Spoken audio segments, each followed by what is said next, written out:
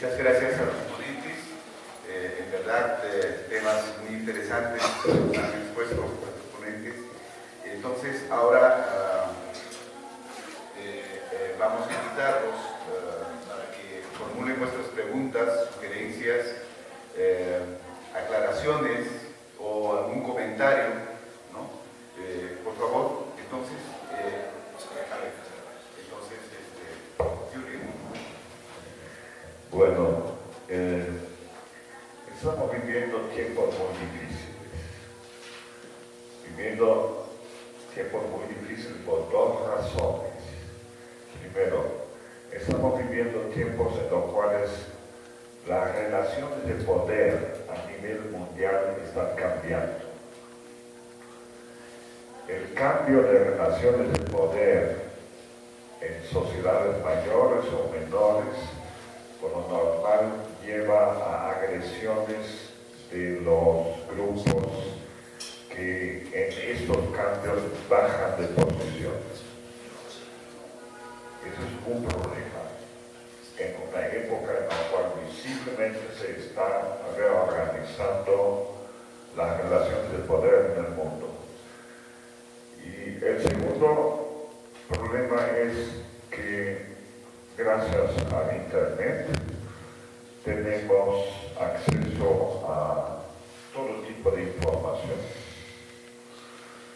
y no hemos aprendido bien a leer el Internet con una capacidad crítica. Y eso es problemático, por ejemplo, en la exposición de Isaac Caro, que no sé muy bien dónde están sus fuentes de información, pero le digo, yo simplemente por haberme visto constantemente en problemas serios de formarme un juicio sobre algo que está pasando, me he hecho como rutina que empiezo en la mañana a leer Xinhua, Pravda, Izvestia, el Guardian, Le Monde, El País, el Spiegel, toda la recapitula, para no depender solamente de una fuente de información. Y simplemente, no sé exactamente, su base de información es tendencialmente norteamericana y parte de Europa Occidental. No, no es así. Eso no lo he dicho. Supongo. O se utilizó bastante. Sí, Supongo. Usted lo está diciendo, pero lo está suponiendo. Ha incluido a Argentina. A ver, no creo. Pero ahí hay un problema. Es decir, cuando estamos haciendo investigación de este tipo en estos tiempos, hay por el problema general de reorganización del poder a nivel mundial un problema serio. Y segundo, hay un problema serio que tenemos fuentes de información donde podemos leer negro y podemos leer blanco. Solamente una cosa añadida. Si yo quiero hacerme una idea sobre la caída del avión de Air Malasia en Ucrania y leo Xinhua, entonces pienso Ucrania ha bajado el avión. Si leo el Spiegel, no sé. Si leo el Washington Post, estoy desde el primer momento seguro que han sido los rusos y Putin en especial. Es decir, depende de quién leo, cuál es mi verdad y cómo manejamos esto. No sé, dice que quiere bolsito, no quiere. Por ejemplo, usted tenía una información de una encuesta o algo pasó en un colegio Moza en Santiago, creo.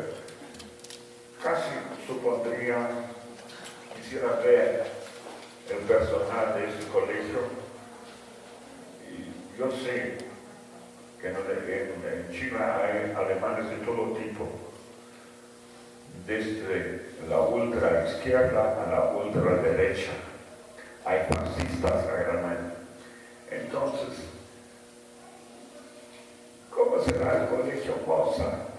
No lo sé. A ver, sí. A ver, en realidad no me parece. Usted está suponiendo cosas que no son así, que yo no he dicho, estoy suponiendo porque sí. Ya yo le puedo decir, no le voy a contestar, por lo poco quiero. O sea, esto corresponde a una investigación ya financiada por un organismo respetado en el Estado como el CONICYT. Yo soy sociólogo, ¿ya? Y por lo tanto, para utilizar como fuente de información metodológicamente, es una metodología de investigación fundamentalmente cualitativa, utiliza meramente cuantitativa, pero básicamente utilizo naturalmente Internet, ya utilizo también medios de prensa, también hay entrevistas en profundidad.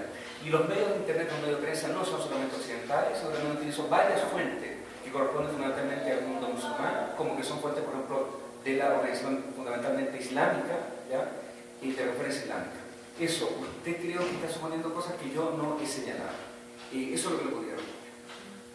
Gracias. Sí. ¿O algún otro comentario, por favor? Ahí. 1, 2,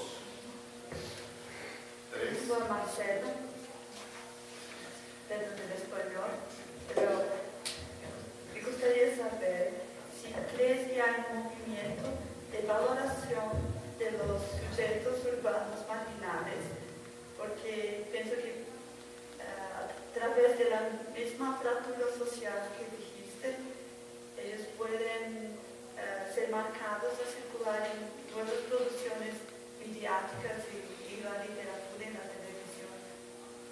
No sé si concuerdo. A ver, intento a ver si te entendí la pregunta. Por una cuestión idiomática, no porque no seas clara hablando, que yo no sé por el idioma nada más. Lo que sucede en estas novelas, yo estoy hablando de literatura, ¿no? No quiere decir que es un discurso aislado, porque es un discurso dentro de una gran red de discursos que dialoga con los otros discursos. Pero concretamente lo que yo analizo son novelas, discursos novelescos.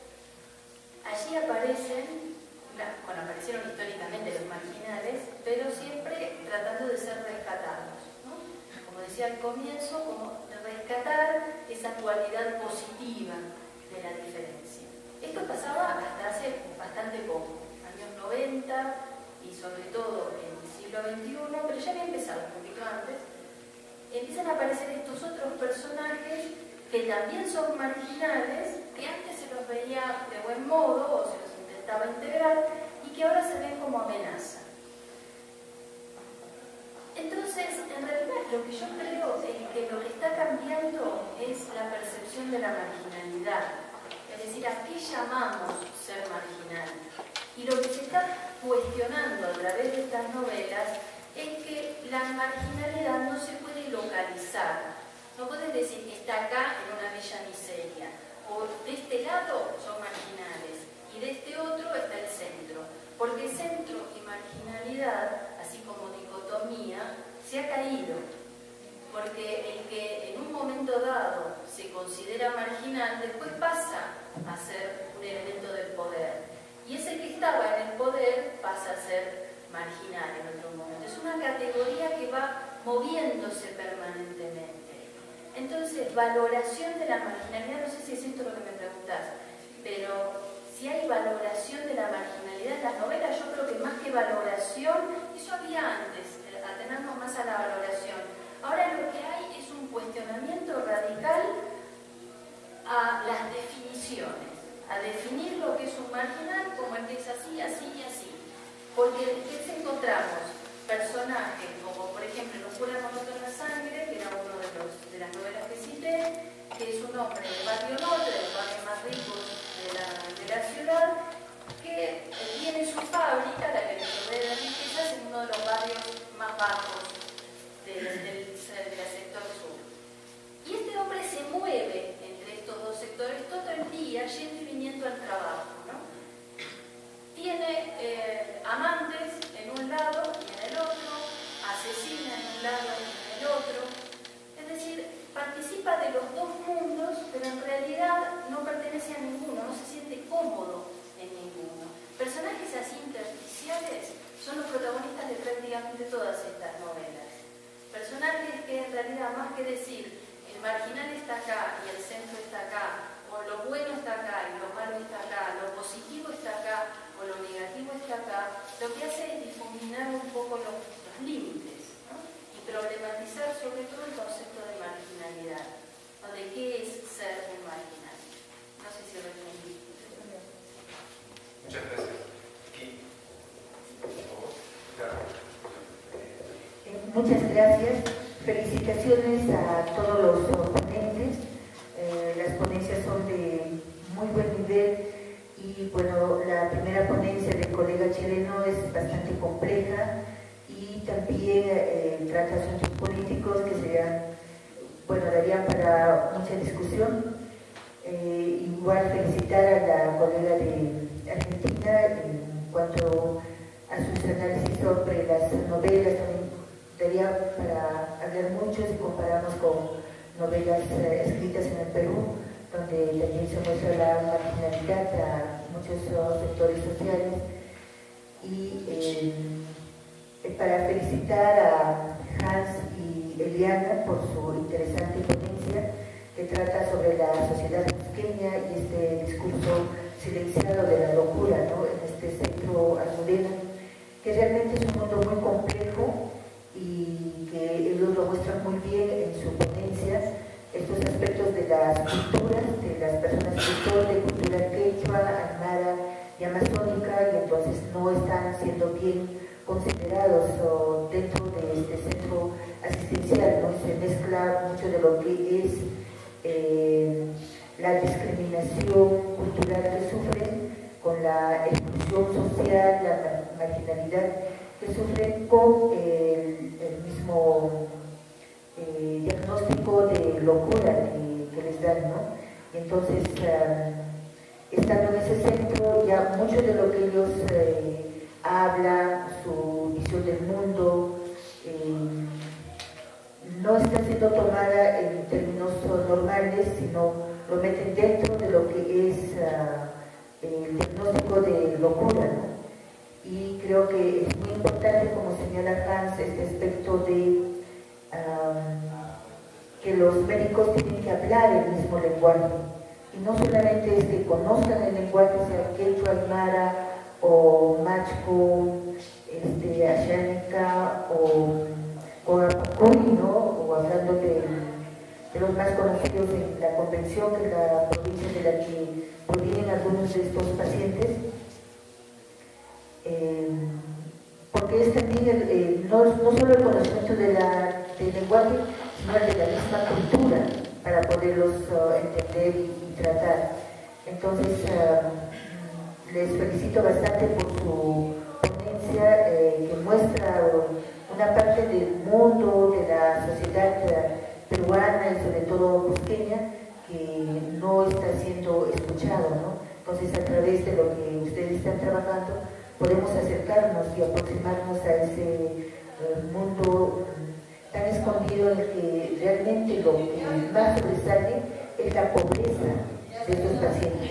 Porque hay pacientes, si son de clase media cusqueña, clase media alta cusqueña, los llevan a tratar a Lima o los tienen en su casa. Al final se llama depresión, muchos de lo que sufren estos pacientes. Pero si son de clase baja, pobre o clases marginales o vienen de sectores rurales, entonces están internados ahí y creo que se agravan. Gracias por vuestro tiempo. Gracias, Ricardo. Por acá, por favor.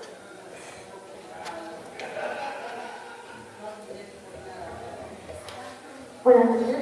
Yo quería hacer una pregunta a Diana y yo.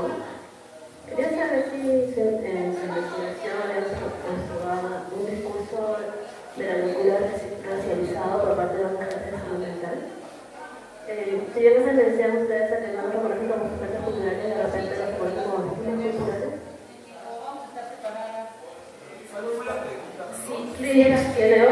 Lo digas un poco más lento, por favor. Ok. Si habían observado en su investigación un discurso discurso de la locura racializado por parte de los agentes de salud mental. Como ustedes hacían referencia, no lo reconocen como sujetos culturales, pero de repente han observado, o se puede observar que los reconocen como víctimas culturales. Víctimas culturales, racionalizado. Racializado. El discurso de la locura racializado. Durante la investigación, que más o menos duró 8 meses, van personas, volvemos a decir, sobre todo de tradición quechua, aymaras o de la parte de la selva, no los hemos conocido, pero hay registros del historial clínico.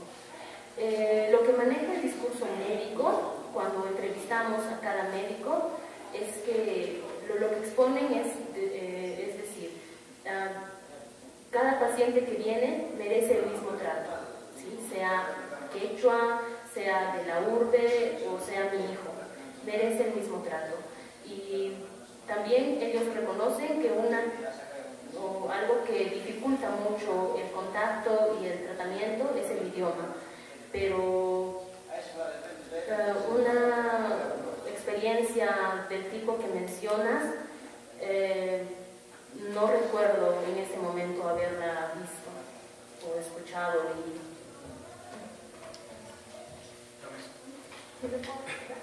Sí, no, hacía referencia porque por eso era la manera que iba a hacer mención al discurso de la patología indígena que se dio desde las élites. Por ejemplo, atribuían que los indígenas poseían una psicología normal, que medio millón de mestizos también, y las élites reclamaban incluso una legislación especial para esa población. Mi comentario en ese sentido.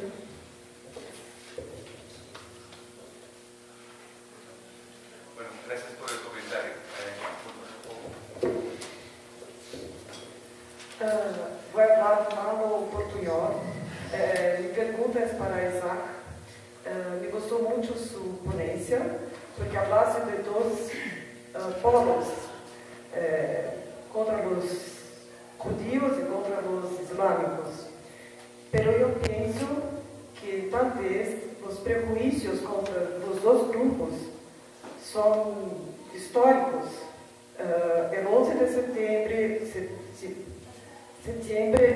os outros atentados são quase pretextos, em minha opinião, para que estes prejuízos sejam cada vez maiores. Pero me gostou muito porque has hecho uma comparação. Eu sou judia e vivo em São Paulo, em Brasil, e durante a Guerra de Gaza eu he ouvido, escutei, muitos comentários terríveis, desde que, sou responsável por a morte de Jesus, pero eu também penso que não é correto dizer que os palestinos todos se devem morir e cair no mar. Eu estou plenamente de acordo, porque é minha cultura familiar, que as pessoas que conosco são micro-universos, minha experiência personal, as pessoas são muito mais identificadas, ligadas, conectadas com Israel do que em próprio Brasil. E isso me faz muito dano, porque não sei como contestar. Como vou defender um país que diz os palestinos todos devem morrer, mas por outro lado, meus pais são imigrantes judios que saíram correndo da Europa, são sobreviventes. Eu sou da primeira geração em Brasil. Então, é uma questão muito delicada, muito sensível, e me gostou muito mesmo, que has hablado de las duas pontas. É um comentário, quase um depoimento personal, mas uma questão assim. Gracias, te agradezco mucho tus comentarios, ¿ya? Y sí, tú tienes razón en realidad en todo lo que tú señalas. También comparto lo que mencionas con respecto a la posición del partido. Yo también soy judío, así que creo que también hay algunas cosas que podemos tener en común. Y sí es cierto, o sea, el tema de la islamofobia viene de antes, ¿no? En septiembre. De hecho, o sea, es conocido como en el marco de fundamentalmente después de la desintegración de Yugoslavia y en el marco de la guerra de Bosnia, se asesinaron una gran cantidad de musulmanes, básicamente a partir de la autodeclarada República Serbia de Bosnia.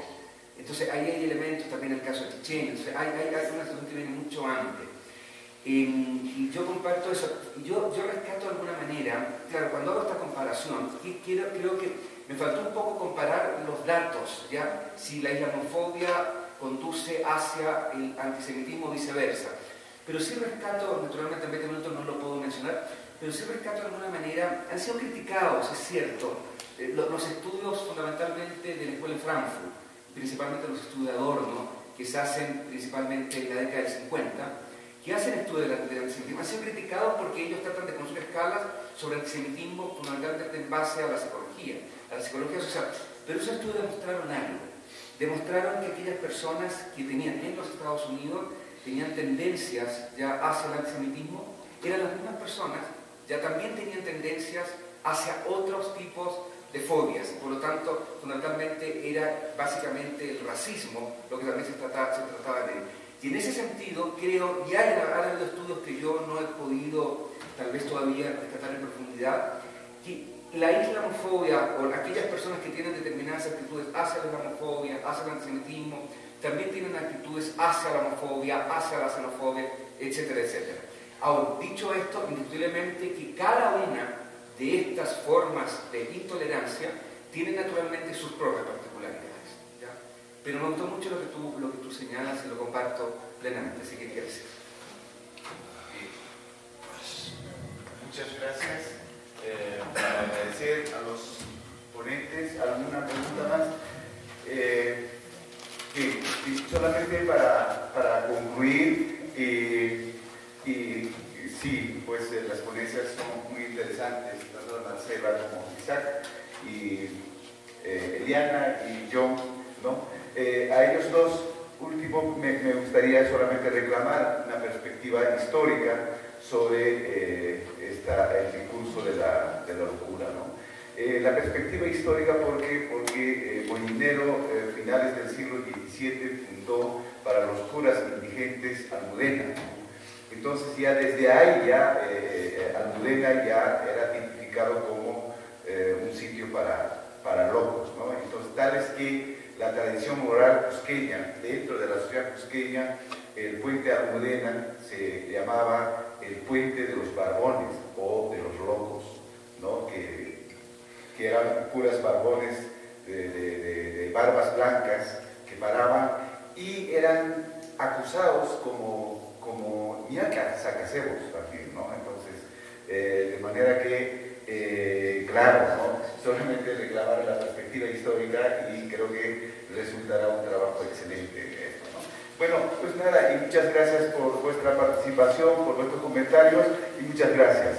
Hasta mañana.